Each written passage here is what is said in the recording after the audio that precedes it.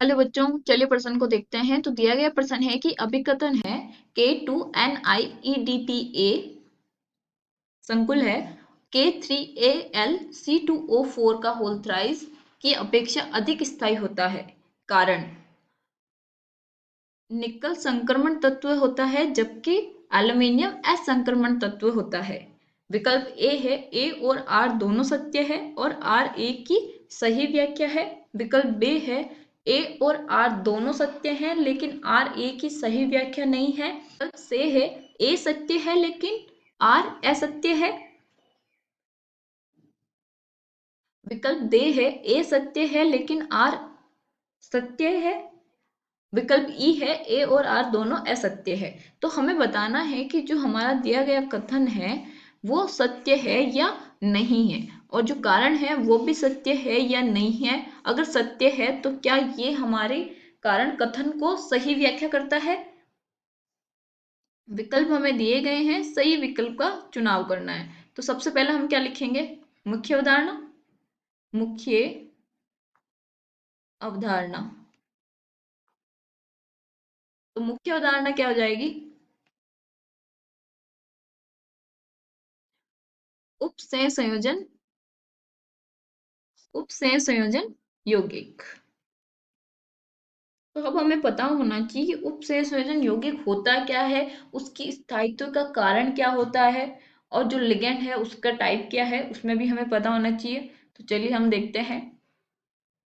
तो सबसे पहले हम देखते हैं कथन। तो कथन क्या है, K2NiEDTA, K2NiEDTA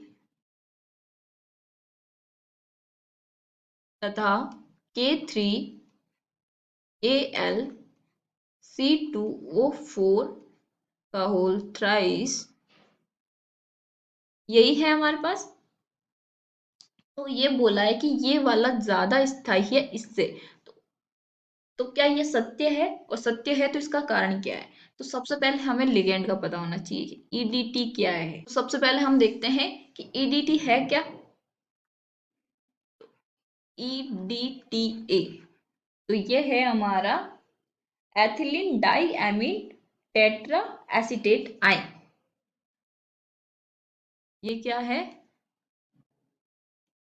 ethylene diamine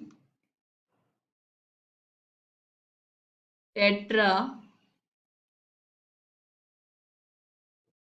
acetate ion. यानी कि ये कैसे पता चला, जो हमारा पास निकल है ये टेट्रा है, तो एसीटेट आयन है तो इसके पास जो आवेश होगा वो क्या होगा, -4। तो जो निकल है वो हमारा किस में आएगा, प्लस के दूब में। ठीक है, यहाँ पे जो इसकी संरचना है वो हम देखते हैं। वो क्या है, CH2 NH NH, और इनके दो दो क्या हो जुड़े होंगे, acetate ion CH2 C double bond O-, CH2 C double bond O-, और इसी तरह यहाँ दो जुड़े होंगे CH2 COO-, CH2 COO-, acetate ion, और ये है अयुग्मित इलेक्ट्रॉन। तो यहाँ पे ये जो है वो क्या बना रहा है, 6 बंध बना रहा है एक ही पर लिगेंड हमारा धातु परमाणु के साथ। ठीक है, और जो एल्यूमिनियम है उसके पास क्या है, ऑक्सिलेट आयन C2, यानी C double bond O-, C double bond O-। तो इसके पास एक लिगेंड की दंतुरता कितनी है, 2, और इसकी कितनी दंतुरता है, 6। दंतुरता कितनी है, 6। तो हमारा जो उपसंयोजन यौगिक है वो उसका स्थायित्व कैसे निर्भर करता है लिगेंड पे, कि जिसकी ज्यादा दंतुरता, मतलब जो एक ही लिगेंड के साथ जितने ज्यादा धातु परमाणु के साथ जुड़ेगा वो उतना ही ज्यादा स्थायी। तो ईडीटी किसके कितने के द्वारा, 6 के द्वारा जुड़ रहा है, और जो ऑक्सिलेट आयन है वो किसके कितने के द्वारा, 2 के द्वारा। तो क्या ये स्थायी है, तो इसका मतलब जो हमारे पास जो सबसे ज्यादा स्थायी है वो निकल वाला है, क्योंकि इसके जो लिगेंड है वो 6 दंतुरता का है और जो ये है वो 2 का है। तो इसका मतलब सबसे ज्यादा स्थायी कौन है? जो किलेशन बनाते हैं, जो अच्छे, इनके क्या होते हैं, नंबर ऑफ किलेट जो रिंग होती है, यानी कि ये अगर यहाँ पे जुड़ेगा, अगर मैं मानना ये निकल है, तो ये वाला यहाँ से ऐसे जुड़ेगा, तो क्या ये रिंग बनाएगा? इसी तरह इनके साथ भी बनाएगा, इसी तरह इसके साथ भी बनाएगा। तो इसमें क्या करेंगे, किलेशन जो चक्रीय जो रिंग बनती है वो ज्यादा होगी और ज्यादा स्थायी होगा। इसका रीजन ये है। तो ये वाला जो कथन है वो तो हमारा सत्य है, क्योंकि ये वाला अधिक स्थायी है हमारा aluminium oxalate, tetra oxalate aluminate से। अब हमारा कारण क्या है? Ni संक्रमण तत्व होता है, जबकि एल्यूमिनियम संकरण असंक्रमण तत्व होता है। तो पहले तो देखते हैं कि कारण का जो दिया गया है वो सत्य है या नहीं है। ठीक है, तो Ni क्या है? संक्रमण तत्व किसको बोलते हैं? जो डी ब्लॉक होता है उनके तत्वों को हम बोलते हैं संक्रमण तत्व है। तो निक्कल क्या डी ब्लॉक का है? हाँ, निक्कल जो है हमारा परमाणु क्रमांक 28 है और वो डी ब्लॉक का है। एल्यूमिनियम का 13 का है, ये पी ब्लॉक का है। तो ये असंक्रमण तत्व हुआ।